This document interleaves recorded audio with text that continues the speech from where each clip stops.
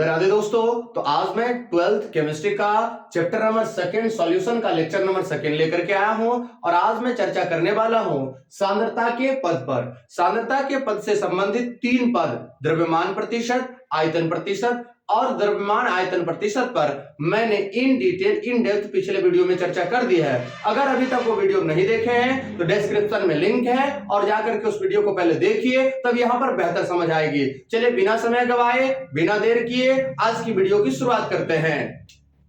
तो आज का जो टॉपिक होने वाला है सांद्रता के पद का चौथा, और आज का पहला सांद्रता का पद होने वाला है पार्ट्स प्रति मिलियन, या इसी को बोलते हैं पीपीएम, पार्ट्स पर मिलियन। ध्यान से समझिए, पीपीएम का फॉर्मूला क्या होता है? विलय का भार, विलय का भार बटे बिलियन का भार, बिलियन का भार गुना मिलियन मतलब 10 लाख, अर्थात 10 के घात 6 से मल्टीप्लाई कर दीजिए। इसको डिफाइन कैसे कीजिएगा तो ध्यान से समझ जाइए।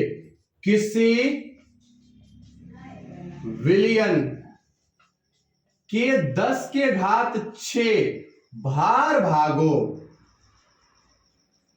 में उपस्थित विलय के भार भागों की संख्या को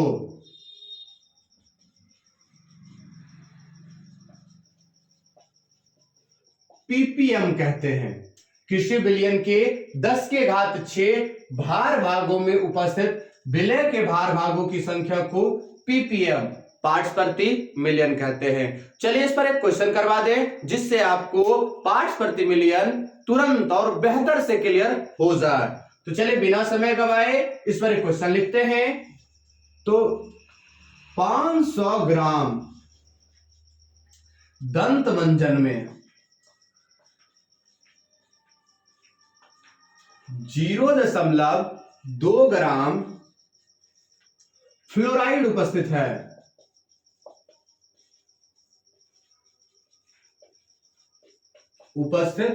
है। तो इसकी सांद्रता पीपीएम में ज्ञात करें। इसकी सांद्रता पीपीएम में ज्ञात करें। तो दिया हुआ है विलय का भार, विलय का भार दे रखा है बाबू आपका 0.2 ग्राम, और बिलियन अर्थात दंत मंजन यहां पर विलियन है। दंत मंजन का भार 500 ग्राम, दंत मंजन का भार 500 ग्राम। तो पीपीएम बराबर फॉर्मूला होता है विलय का भार बटे बिलियन का भार गुना 10 के घात 6। विलय का भार बटे बिलियन का भार गुना 10 के घात 6। तो विलय का भार है 0.2, बिलियन का भार है 500 और गुना 10 के घात 6। दशमलव उड़ाइए, कितना हो गया? दशमलव उड़ाने के बाद एक 0 बढ़ जाएगी। तो 3 0 से 3 0 काट करके खत्म कीजिए और 2/5। तो 2/5 गुना 1000 और इसको गुना कीजिए 5 से, 200 से कट आउट, अर्थात 400 पीपीएम। इसका आंसर बाबू क्या आएगा? 400 पीपीएम। इसी से रिलेटेड एक और पद है, उसको भी समझा ही दे हम। तो दूसरा होगा पार्ट्स प्रति बिलियन। दूसरा होने वाला है पार्ट्स प्रति बिलियन, इसे बोलते हैं पार्ट्स पर बिलियन, पार्ट्स पर बिलियन, या शॉर्ट में पीपीबी बोलते हैं, इसे पीपीबी बोलते हैं। तो पीपीबी बराबर फॉर्मूला क्या हो जाएगा? विलय का भार, विलय का भार बटा बिलियन का भार गुना, यहां 10 के घात 6 होता है, यहां आकर के 10 के घात 9 हो जाएगी। तो विलय का भार बटा बिलियन का भार गुना 10 के घात 9। उसको परिभाषित कैसे कीजिएगा, तो किसी बिलियन के 10 के घात 9 भार भागों में उपस्थित विलय के भार भागों की संख्या को पीपीबी कहते हैं, पार्ट्स प्रति बिलियन कहते हैं। तो चलिए एक क्वेश्चन सॉल्व इस पर भी हो जाए। 500 ग्राम बिलियन में, 500 ग्राम बिलियन में 0.005 ग्राम सल्फर उपस्थित है। 500 ग्राम बिलियन में 0.005 ग्राम सल्फर उपस्थित है। तो विलयन का सांद्रता पीपीबी में ज्ञात करें।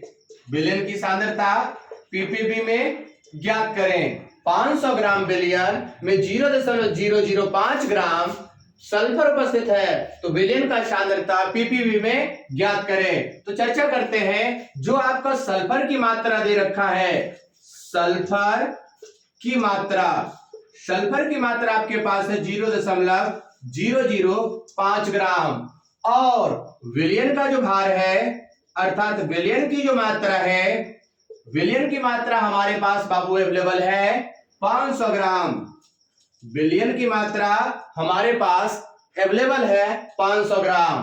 तो चलिए पीपीबी का फॉर्मूला क्या होता है, अप्लाई करते हैं। विलय का भार, विलय का भार बट्टे विलयन का भार, विलय का भार बट्टा विलयन का भार गुना 10 के घात 9। विलय का भार हमारे पास अवेलेबल है 0.005 बटा 500 गुना 10⁻⁹। अगर हम डेसिमल उड़ा दें तो नीचे आ जाएगा 3 जीरो। अब 3 2 5, 5 खत्म, कितना हो गया, यहां से 5 खत्म तो बच गया 4। यहां पर देखिए 5 खत्म तो यहां से खत्म, 5 से 5 गया, तो आंसर आएगा 10 के घात 4। आंसर क्या आएगी बाबू, 10 के घात 4। सांद्रता जो आएगी वो आएगी पीपीबी में, 10 के घात 4 पीपीबी, ये होगी विलयन की सांद्रता। अभी मैंने दो चीजों पर चर्चाएं की हैं, एक पार्ट्स प्रति मिलियन पर, पार्ट्स पर मिलियन, दूसरा मैंने पार्ट्स प्रति बिलियन पर चर्चा की है, पार्ट्स पर बिलियन। इसे शॉर्ट में पीपीएम कहते हैं, इसे शॉर्ट में पीपीबी कहते हैं। एक को शॉर्ट में पीपीएम कहते हैं, दूसरे को शॉर्ट में पीपीबी कहते हैं। पीपीएम बराबर फॉर्मूला होता है विलय का भार बट्टे बिलियन का भार गुना 10 के घात 6। पीपीबी बराबर फॉर्मूला होता है विलय का भार बट्टे विलयन का भार गुना 10 के घात 9। तो चलिए इसको पहले बोर्ड को साफ कर दें, आगे के टॉपिक कंटिन्यू करते हैं। तो आज का जो तीसरा टॉपिक सांद्रता का होने वाला है, उस टॉपिक का नाम है मोल अंश। मोल अंश या इसी को कहते हैं मोल प्रभास, या इसी टॉपिक का नाम है मोल भिन्न। कोई भी नाम आए आपको याद होनी चाहिए कि मोल अंश या फिर मोल प्रभास या फिर मोल भिन्न, तीनों के तीनों टॉपिक समान होती हैं। इसे इंग्लिश में बोलते हैं मोल फ्रैक्शन। मोल प्रभास या मोल भिन्न या मोल अंश को अंग्रेजी में कही जाती है मोल फ्रैक्शन। इसे सूचित करते हैं कैपिटल एक्स से। मोल अंश को सूचित किया जाता है कैपिटल एक्स से। इसका फॉर्मूला होता है अवयवों का मोल बटा बिलियन का मोल, अवयवों का मोल बटा बिलियन का मोल। अगर इसके परिभाषा को डिफाइन करें, अगर इसके परिभाषा को परिभाषित करें तो क्या होगा, किसी बिलियन में उपस्थित, किसी बिलियन में उपस्थित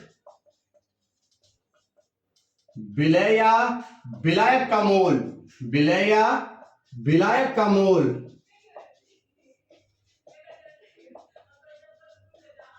तथा विलयन के मोल के अनुपात को, विलयन के मोल के अनुपात को मोल अंश या मोल प्रभास या मोल भिन्न कहते हैं। फिर से डेफिनेशन सुनिए और डेफिनेशन को लिख लीजिए।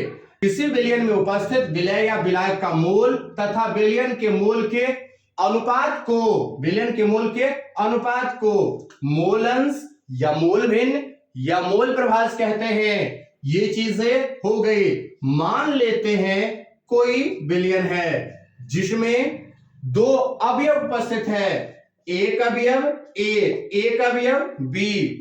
अगर मान लीजिए ए का जो ए अवयव है इसके मोलों की संख्या Na और बी के मोलों की संख्या Nb है। अगर ए का मोलंश निकालें, ए का मोलंश हम निकालें तो ए का मोलंश XA होगा और XA मतलब विलय अर्थात ए का मोल अर्थात Na और नीचे होगा विलयन का मोल अर्थात Na प्लस Nb। दोनों को जोड़ देंगे तब जाकर के कुल विलयन का मोल आ जाएगा अर्थात XA बराबर हो जाएगा Na बट्टा Na प्लस Nb। अगर यही B का मोलंश हमें ज्ञात करनी हो, B का मोलंश हमें ज्ञात करनी हो हम लिखेंगे XB। चूंकि B का तो ऊपर में भी B वाला ही होगा, Nb बट्टा Na प्लस Nb, Nb बट्टा Na प्लस Nb। चलिए छोटा सा कैलकुलेशन करके देखते हैं। अगर हम XA प्लस XB कर दें, यहां लिखेंगे Na बट्टा Na plus Nb plus Nb बट्टा Na प्लस Nb। दोनों का एलसीएम लेंगे Na प्लस Nb, ऊपर में भी Na plus Nb, Na plus Nb, Na plus Nb। चूंकि ऊपर और नीचे दोनों जगह अवेलेबल है इसलिए काट करके एक प्राप्त होगे। यहां से एक बात निकल के आती है, किसी विलयन में उपस्थित, किसी विलयन में उपस्थित सभी अवयवों के मोल अंशों का योग, मोल अंशों का योग, किसी विलयन में उपस्थित सभी अवयवों के मोल अंशों का योग एक होता है। ये आपको ऑब्जेक्टिव में काम आएगी। आपसे पूछा जा सकता है किसी विलयन में उपस्थित सभी अवयवों के मोल अंशों का योग क्या होता है या कितना होता है, तो एक होता है। इसका उपयोग जब हम राउल्ट नियम पर चर्चा करेंगे वहां पर भी करेंगे। जब राउल्ट नियम की चर्चाएं होंगी वहां पर भी इन डिटेल इन डेप्थ चर्चाएं की जाएगी। तो चलिए इस पर एक क्वेश्चन लिखते हैं, इस पर एक क्वेश्चन लिखते हैं और उसको सॉल्व करके सिखाते हैं कि मोल अंश पर आधारित प्रश्न को सॉल्व कैसे किया जाता है। 36 ग्राम H2O, 36 ग्राम H2O, 46 ग्राम C2H5OH तथा 32 ग्राम CH3OH को मिलाकर एक विलयन बनाई गई है।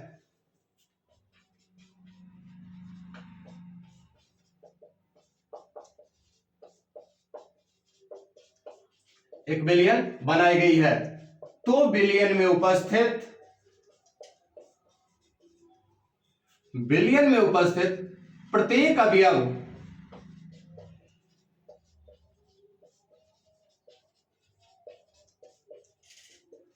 विलयन में उपस्थित प्रत्येक अवयव का मोल अंश ज्ञात करें। क्वेश्चन सॉल्व करने से यहां जो मैंने Na और Nb लिखा है ये होता है मोल। मोल बराबर फॉर्मूला आप याद रखिएगा, ऐसे ये पढ़ना तो क्लास 11th में है, चैप्टर नंबर 1 में ही। मोल बराबर होता है दिया गया भार बटा अनुभार, given mass by molar mass. Mole बराबर होता है given mass by molar mass. तो चलिए पहले तीनों का मोल निकाल लेते हैं, तब जाकर के हम चर्चा कर लेंगे कि कैसे मोल अंश निकलेगा। तो चलिए इसका सॉल्यूशन करते हैं। सॉल्यूशन करते हैं। H2O का भार दे रखा है 36 ग्राम और इसका होता है H2O का अनुभार। अनुभार निकाल लीजिए 1 × 2 + 16 अर्थात 18 ग्राम। तो H2O का मोल अर्थात NH2O, तो दिया गया भार बट्टा अनुभार 36/18, तो हो गया 2। कितना मोल है बाबू? 2 मोल। H2O का मोल निकल के आ गया। तो दूसरा जो है आपका C2H5OH, तो C2H5OH का भार दे रखा है, C2H5OH का भार दे रखा है बाबू 46 ग्राम। इसका अनुभार निकाल लेते हैं। अनुभार तो 2 × 12, क्योंकि एक कार्बन का 12 होता है, प्लस 1 × 5 प्लस ऑक्सीजन का 16 होता है, 16 × 1 जोड़ 1, तो 12 दूना 24, 5 29, 16, 45 1 46, अर्थात इसका भार और अनुभार दोनों एक ही आ गई, मतलब समान। 46 ये भी, 46 ये भी। तो C2H5OH का मोल बराबर, तो मोल बराबर हो जाएगा NC2H5OH। NC2H5OH दिया गया भार बट्टा अनुभार, दिया गया भार भी 46, अनुभार भी 46, अर्थात 1 मोल है। C2H5OH वाला तो हो गया। अब है CH3OH का भार बराबर 32 ग्राम। चलिए इसका अनुभार निकालते हैं। इसका अनुभार निकालते हैं। अनुभार निकालेंगे तो इसका होगा 12 जोड़ 1 × 3 जोड़ 16 जोड़ 1, तो 12 जोड़ 3 जोड़ 16 और प्लस 1, 17 3 20 अर्थात 32। तो इसका भी भार और अनुभार बराबर है। भार और अनुभार बराबर है। भार और अनुभार बराबर है तो क्या लिखेंगे? NCH3OH बराबर 32/32 अर्थात 1। मैंने तीनों की मोल की गणनाएं कर ली है। मैंने तीनों के मोल की गणनाएं कर ली है। चूंकि मोल की गणनाएं हो गई है, अब इसका हम मोलंश निकाल देते हैं। तो सबसे पहले हम H2O का मोलंश निकालते हैं, अर्थात XH2O। तो जिसका मोलंश निकालते उसका मोल ऊपर लिखते हैं, NH2O। बाकी सबको जोड़ दो, NH2O जोड़ NC2H5OH प्लस इसके अलावा NCH3OH। इसका आया है 2/2 जोड़ 1 जोड़ 1 अर्थात 2/4, काट करके 1/2। ये निकल के आया था क्या चीज? XH2O। इसी प्रकार XC2H5OH भी होगी। ये निकल के आएगी आपके सामने NC2H5OH बटा NC2H5OH जोड़ NH2O जोड़ NCH3OH। इसको 1/1 प्लस 2 प्लस 1 अर्थात 1/4। अब निकालिए NCH3OH, हो जाएगा NCH3OH बटा NH2O plus NC2H5OH plus NCH3OH। NCH3OH इसका हो जाएगा 1/2 प्लस 1 प्लस 1 अर्थात 1/4। तो एक का आया 1/2, 1/4, 1/4। तीनों को जोड़िएगा तो 1 ही आएगा, तीनों को जोड़िएगा तो 1 भी। तो मैंने अभी चर्चा की मोलंश। मोलंश के बाद अगला है आपका मोललता। चलिए इसको साफ करते हैं और तुरंत अगला टॉपिक शुरू करते हैं। अगला टॉपिक है आपका मोललता। मोललता इसे बोलते हैं मोलेलिटी। मोलेलिटी इसे स्मॉल m से व्यक्त करते हैं। इसे स्मॉल m से व्यक्त करते हैं। इसका फॉर्मूला होता है विलय का मोल इसका फॉर्मूला होता है विलय का मोल बटे विलायक का द्रव्यमान केजी में। विलायक का द्रव्यमान केजी में। डेफिनेशन क्या होगा इसका? डेफिनेशन, 1 केजी विलायक में उपस्थित विलय के मोलों की संख्या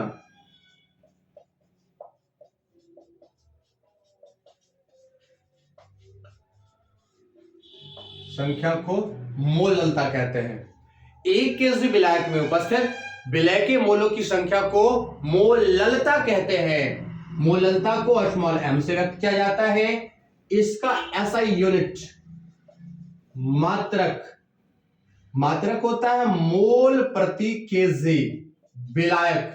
ये लिखना बहुत ही जरूरी है, मोल प्रति केजी विलायक। अगर यहां तक आपको समझ आई, एक बात और, इस पर ताप का प्रभाव नहीं पड़ता है। इस पर ताप का प्रभाव नहीं पड़ता है, ये बात नोट कर लीजिए, क्योंकि जब हम इसके बाद जब हम मोलरता पर चर्चा करेंगे, वहां पर आपको बताई जाएगी कि जो मोलरता है उस पर ताप का प्रभाव पड़ता है, जबकि मोलरता पर ताप का प्रभाव नहीं पड़ता है। ऐसा मात्रक मोल प्रति केजी विलायक, इस पर ताप का प्रभाव नहीं पड़ता है। चलिए इस पर आधारित एक क्वेश्चन सॉल्व करवा दें। क्वेश्चन, तो 5 ग्राम NaOH को 200 ग्राम H2O में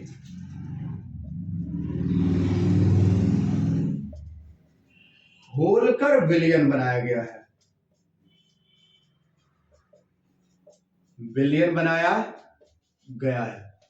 5 ग्राम NaOH को 200 ग्राम H2O में घोलकर विलयन बनाया गया है। तो विलयन का मोललता ज्ञात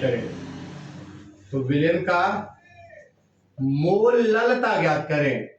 तो दिया हुआ है, इसका क्या क्या चाहिए सॉल्यूशन में लिखते हैं। NaOH का भार 5 ग्राम, NaOH का भार दिया गया है 5 ग्राम। इसका अनुभार निकालिएगा, और अनुभार निकालिएगा तो इसका होता है 23 + 16 + 1 अर्थात 40। तब इसका मोल निकाल दीजिए, NaOH, तो भार बट्टा अनुभार, तो भार given mass by molar mass. तो गिवन मास दे रखा है बाबू आपको 5 ग्राम और अनुभार निकाले हो 40, 1/8। अब निकालिए मोललता, अर्थात स्मॉल m बराबर, तो विलय का मोल बटा विलायक का द्रव्यमान, वो भी किस चीज में? केजी में। विलय का मोल दे रखा है, विलय का मोल निकाल के लाए हैं 1/8, और विलायक का द्रव्यमान दे रखा 200 ग्राम, और ग्राम को केजी में बदलने के लिए 1000 से डिवाइड करते हैं। अगर इसको काटिएगा 2 बचे 10 कट गया, 1/8 1/5, 1/8 गुना 5/1, 5/8 क्या आ गया बाबू? 5/8 मोल प्रति केजी विलायक। तो आज मैंने इस वीडियो में चर्चाएं की है सांद्रता के 4 पदों पर, पार्ट्स प्रति मिलियन, पार्ट्स प्रति बिलियन, मोलंस, और आखिरी में मैंने चर्चाएं की है मोललता पर। ये वीडियो कैसा लगा आपको दोस्तों? अगर वीडियो पसंद आए वीडियो को लाइक कीजिए, चैनल को सब्सक्राइब कीजिए। मिलते हैं आपसे अगले वीडियो में।